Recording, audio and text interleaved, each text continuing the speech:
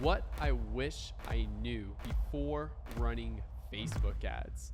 I've been running Facebook ads now since 2015 when I started my first business ever, which was a car detailing business. At the time, I didn't really know anything about Facebook ads, and since 2015 to now, I've done close to $100 million in online sales with Facebook ads, specifically for clients of my digital agency. So I want to kind of dive into what I wish I knew before I started running Facebook ads. And at the time, I literally made every single mistake in the book. And from 2015 to about probably 2020, I didn't even really have a good grasp on Facebook ads until about 2020, where I really took a lot of time and effort to mastering Facebook ads. And then that's how now we can do, months where we've scaled clothing brands to $1.5 million a month. Other brands that we scaled from $5,000 a day to $30,000 a day.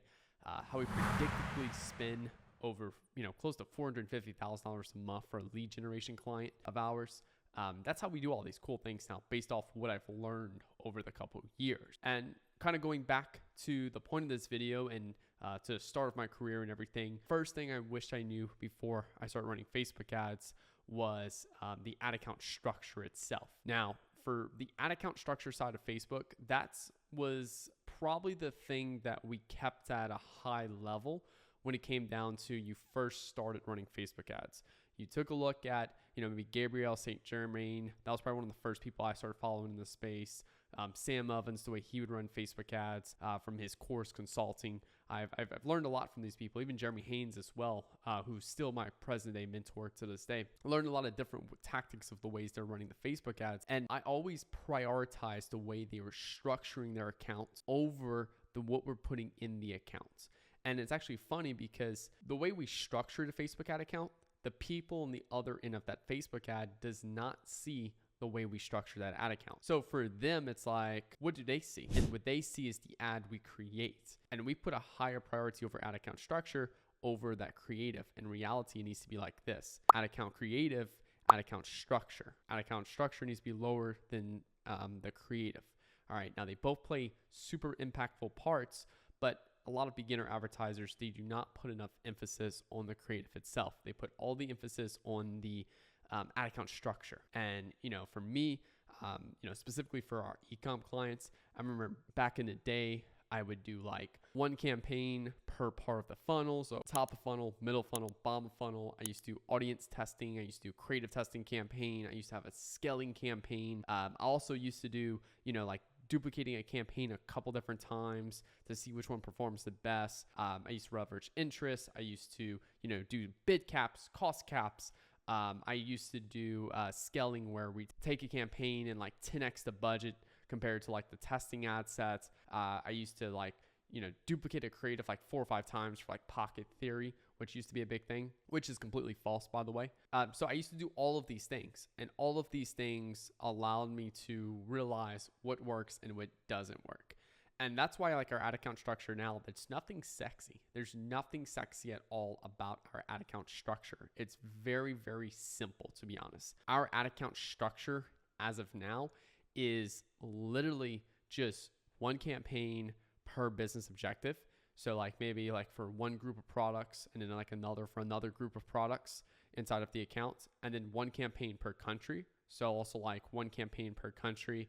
If we're targeting another country, then like another campaign for that country, and that's it. And we're running CBO campaign, and then we're running broad targeting. So we're letting, Facebook do the targeting specifically in terms of what we put in the account. So the ads create the targeting. It's also another thing I wish I knew before. The ads do the targeting. So depending on what type of ad you put in the account is the type of people you will attract with that ad and that campaign specifically. So our ad account structure is super simple because now we put all of the emphasis on the ads. So if an ad account is not working, we don't sit down and look and be like, yo, there's an ad account issue. We need to go restructure the ad accounts. Back in 2020, September 2020 specifically, we had one of our clients start to not perform as well. And it's funny because the reason why they weren't performing was because they had low stock in their clothing brand of their best sellers, and their best sellers was driving all the performance. And our all of the performance dipped because they had low stock in the best sellers to where a lot of, popular sizes weren't in stock. That was the problem. So what I did was I went and I restructured the ad accounts. I paid someone $1,500 for 1 hour consulting call to essentially tell me, hey, you need to go restructure your ad account. I went and restructured the ad account and performance was 10 times worse, and it did not solve the problem at all because the problem was stock, not an ad account issue. But I didn't know what I didn't know at the time, and I paid someone that I thought knew what they were doing, and they did not get to the root of the issue. So this is something that's super important here, is that the ad account structure, it does have an impact on performance, but it needs to be kept simple. The simpler the ad account, the better it's going to perform. That's what from what I've done and from my almost 10 years of experience now, this is what I've learned, the biggest thing from a Facebook ad perspective. And I wish I knew this beginning because I wasted 5 years just trying to figure out what's the best ad account structure. Next thing is ads due to targeting. So like I mentioned earlier, the actual ad account itself, like the structure itself, people do not see that on Facebook. They see the ad you put together, the copy, the creative, and the headline. Now, out of that copy, creative, and headline, the creative is responsible for 80% of the impact. And then the copy is responsible for 20% of the impact. And I'll explain why in a second. So we used to build ads and we just kept running the same ads over and over and over and just kept changing the same ad account structure. Hopefully we can hack Facebook. But that never came true because the ads did all the targeting. And the ads are the things that are responsible for results. Why? Because it's what people see. So if we can get an ad that more people click on and the right type of audience and actually sell our product effectively, then the more sales we'll make. Because the ad is what people click on. That's the front-facing thing. And the problem with a lot of you guys is that you'll have a back-end account structure. You're prioritizing that because you're thinking that's what people see. No, they do not. They see the ad. So we need to prioritize what people see. We need to prioritize the user experience. If we prioritize the user experience on Facebook, the better results we're going to get. Now, again, I waited way too long to focus on this. I didn't start focusing on this until 2021, to be honest. 7 years I wasted just blowing up random things, and I never really figured out what was creating the one action that's creating 80% of our results, and that was the Facebook ad creatives and the copy and the headline. And more specifically, it's the creative. The creative is responsible for 80% of the results.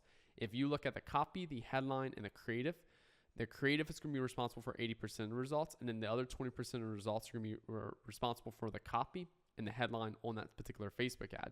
So we need to prioritize the creative production more over like the copy and everything. Like, don't get me wrong, they both still need to be good, but the creative production is a higher leverage factor of impacting performance in the account. So we really need to prioritize the creative side of that Facebook ad. Now, the next thing we need to look at is, all right, cool. So that also means if we keep repurposing the same creative over and over and over and doing iterations, we're also going to have a negative impact as well. I want you guys to imagine really quick, especially y'all who've been watching this YouTube channel for quite a long period of time. Imagine I've uploaded the same video every week, 3 times a week, like my normal schedule. I uploaded the same video every week, but with a different thumbnail and a different title. This channel would lose retention really fast. I would get clicks, but I would get almost no people. Like the average view duration would be so small because people are gonna realize, oh wait, it's the same video uploaded 2 days ago. So due to that, performance of this YouTube account would keel really quick. Why? Because you keep uploading the same shit, Nick.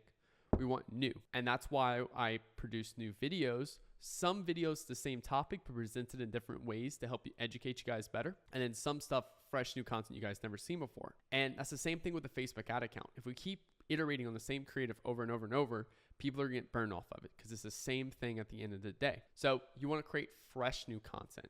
90% of the content that goes in your ad account on a monthly basis should be freshly shot content, whether it's by professional photographer, professional videographer, UGC content, shot yourself, solid graphics, animated videos, like all of these things work. It's all fresh new content that's not consistently repurposed. Now, the next highest leverage action you can take that I wish I knew before running Facebook ads is different positionings of your product. You want to find different ways you can position your product in a marketplace and specifically try to find the hungry market, the market that isn't really being satisfied. For us, we were able to scale a brand from $5K a day to $30,000 a day because we found a market, and that's girls' night. and we found a product that we can position. No, wait, hold on. Let me rephrase that. We didn't find a product. We already had a product on 5K a day, but we found a new positioning of it, and we positioned it to girls' night. Girls' night, and girls who were looking for a fun activity to do on girls' night. It's a starving market that didn't really have any competitors in it. We were able to position our product in that place with half-ass creative and half-ass copy, and it blew up the account because we found a starving market, and we introduced a product to them that they actually loved and made sense to them specifically. So find starving markets, create fresh content, focus all your time and attention on the ads specifically, and don't waste your time on ad account structures. These are the things that I wish I knew before running Facebook ads that would have drastically improved my performance earlier on. And then the last thing, I think I owe it to myself to be able to toss this in now, is find a mentor. That's also something really big too. This is why I created the inner circle specifically. Link below in the comments to check this out. Just have Nick Theriot mentor you, where I actually educate my students on, how to become a better marketer, how to improve their current ads. So take the link below, check it out, and then you can watch a video on like a little sales page, short like 5-10 minute sales video. Just shows you guys everything you get in there. I have 50 students that are absolutely crushing it, and highly recommend checking out. So, but yeah, guys, thank you all so much for watching this video. I know it was a little bit different type of video, just kind of like, hey, let's chat for a little bit. But hopefully this was impactful for you. Make sure the like button, hit that subscribe button for new videos every Monday, Wednesday, and Friday, and peace out. Have a good one.